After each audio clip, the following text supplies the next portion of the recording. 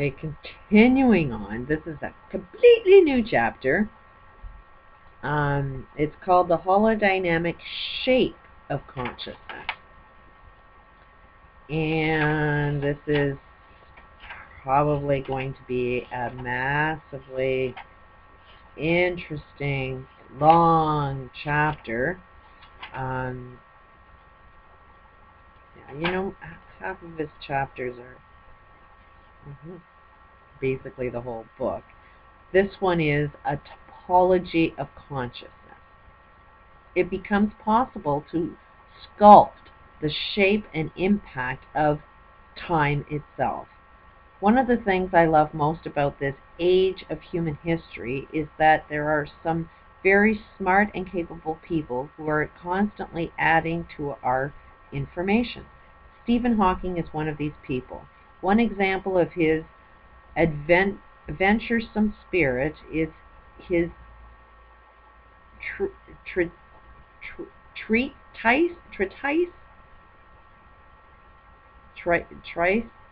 I can't pronounce that word, on the shape of time.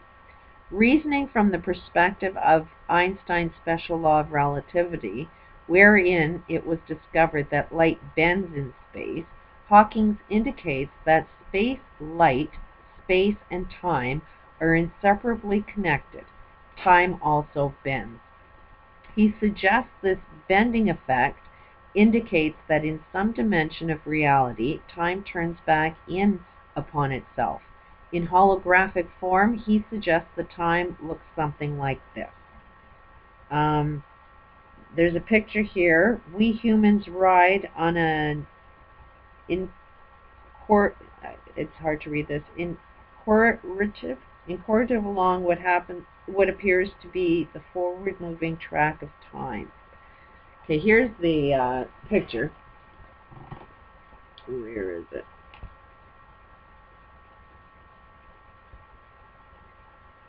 So it's all intertwined, and it appears like we're going forward, but we're going actually in a circle. And vortex math is another one that describes life more like a donut shape. So you go into the black hole would be like the center of a donut, and in that center, in that black hole, there's immense power and energy, and then you come out the other side. Anyways, it's vortex math is pretty interesting.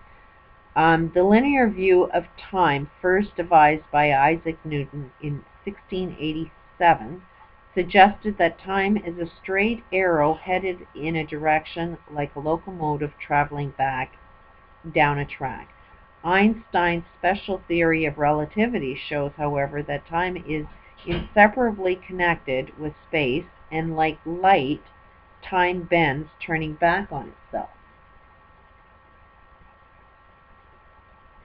My bird and my pet. Okay. While time appears to be one direction to us, from the superposition of a hyperspace, time reveals its holographic nature, taking a shape and suggesting that time can be accessed at any point. Our thanks to Stephen Hawking for the picture on the left. It is his beyond time view of time. When he's saying that we can jump into any time, basically how we're able to time travel, is this channeling or multiple personality. You are accessing your own self within different dimensions of time. Generally, we've only been going back in time, but for an entity to come into your life in this now, he would have to be going into his future. So there's definite evidence that we're traveling within time. The thing is what do you want to do with your past? I mean, do you think if you changed your past, you're going to change your future? What changes do you want to experience now that you think only your past created for you? Going back into the past and changing the past, you're going to be yourself in that past, creating the same problem. It'll look a little different, but you're going into your past to create the same hell. If you want to change now. It makes no sense to go into the future. It's just as insane as going into the past, because the future is not going to be real. It's just going to be your now moment of reality in the future. And if you go into your past, it's going to be your now moment in the past. So regardless, you can't escape the now of who you are.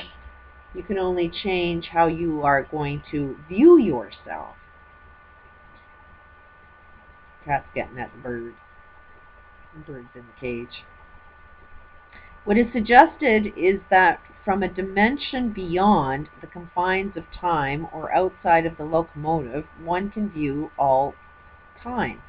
It also implies that time can be accessed at any given point. In order to understand the implications of this position, you must go back in time, our time.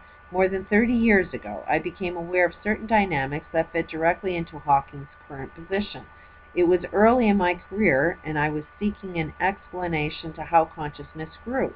I had just completed a 2-year research project in which I sought to discover how consciousness manifests in each school of thought. This was the view in which I had compared every branch of psychology, education, philosophy, religion, and medicine, and constructed a master chart summarizing a primary elements of each school. Hey! Out of there.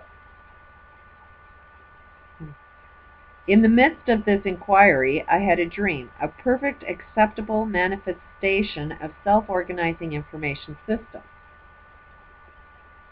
that put each school of thought and mechanisms of consciousness into one typological model.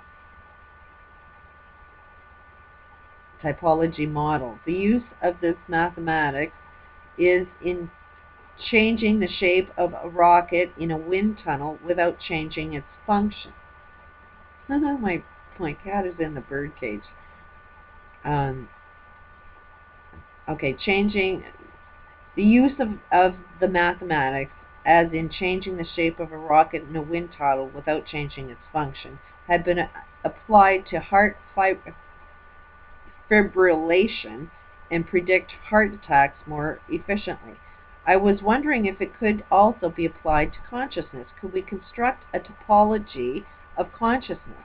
That night I had a dream in which B.F. Skinner's black box appeared. From this simplistic mechanism's view, Skinner contended that mind was comparable to a black box, with information going in and out. What happened inside the box was considered irrelevant, because the only thing that was measurable was what went in and what came out. In my dream, I saw the box, and out of curiosity more than anything else, I could not resist peeling back the black covering of the box to reveal what was inside.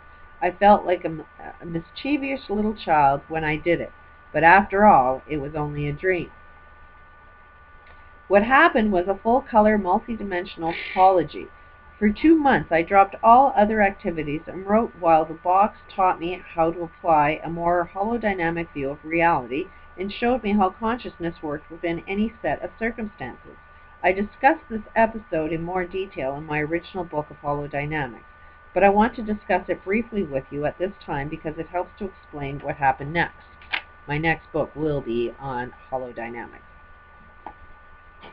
Here is a picture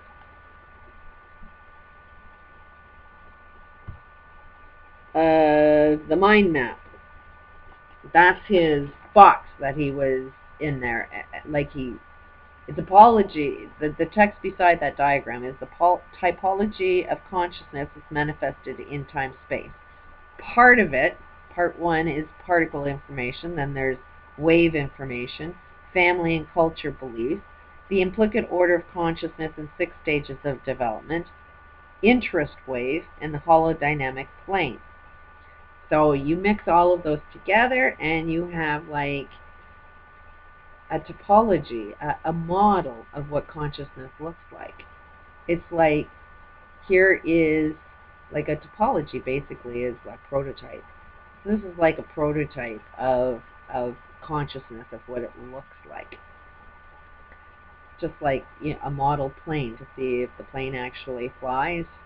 Here's a model that he's used to prove this concept. Another thing that I wanted to mention that I thought was pretty funny is, clearly this guy sounds like he's Stephen Hawking's friend. He uses a lot of Stephen Hawking's work. I'm pretty sure they've met at one point in time. Stephen Hawking has an illness that Dr. Wolf can cure. Stephen Hawking is now saying, which I think is totally insane, that we should explore outer space because we as humans don't know how to solve problems. Yet here's a Dr. Wolf that says, here's a tool that can solve every problem known to the human experience. You have to define the problem in order to solve it. Stephen Hawking's illness is nothing more than a problem that can be solved if they've seen it as a problem. But Stephen Hawking doesn't see it as a problem because he can get everybody to do the work for him, and all he has to do is sit around and think. And he's been known, he's said that in interviews, that his illness was one of his biggest gifts to accomplish all the work he's done, which is solving a lot of problems. And yet he's saying humans can't solve problems. So he's sort of detached himself from being human. I'm going to make this tape short because my cat is in the bird cage. Cat's in the bird cage, the bird's outside the cage. So it's almost like I gotta lock the bird. They seem safe, so I'm going to read another one. The cat is in the bird cage, the bird is outside the cage. It's pretty funny.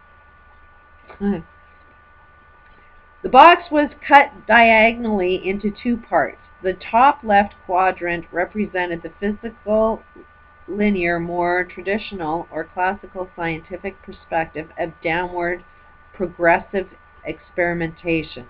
The low right quadrant represented the upward, experimental or external validated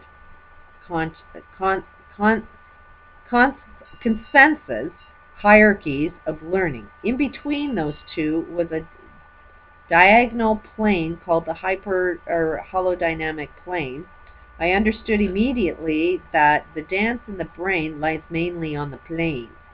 The center of consciousness was not contained within either the downward hierarchy building process of physical reality or the outward process of experiential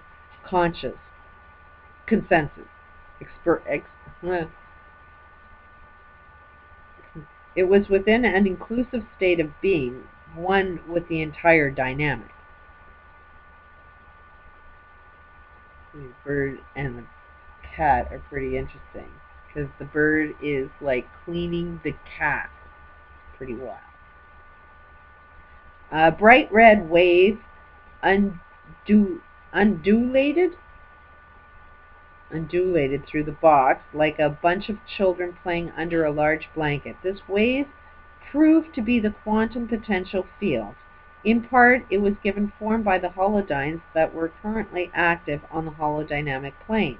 These active holodynes also formed a quantum coherent alliance with family and culture belief systems that could be seen as field dynamics crossing over at the top of the box.